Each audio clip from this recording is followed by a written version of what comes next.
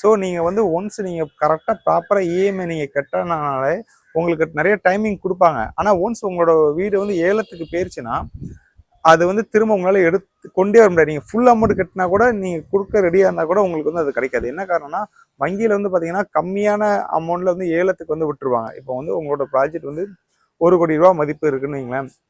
நீங்கள் almost 50% amount pay பண்ணிட்டீங்க.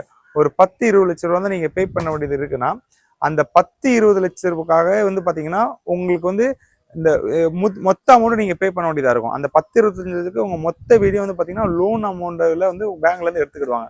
So total amount எடுத்துருவாங்க. ஸோ அவங்க வந்து 1 கோடி ரூபா மதிப்பு வீடை வந்து அவங்க 50 லட்ச ரூபாய்க்கு ஏலம் பண்ணால் கூட அவங்களோட பேங்கோட அமௌண்ட் எடுத்துட்டு மீதி கம்மியான அமௌண்ட்டை தான் உங்களுக்கு கொடுப்பாங்க. இதனால் வந்து பார்த்தீங்கன்னா இவ்வளோ வருஷம் நீங்கள் கட்டின வட்டியும் வேஸ்ட் ஆகும்.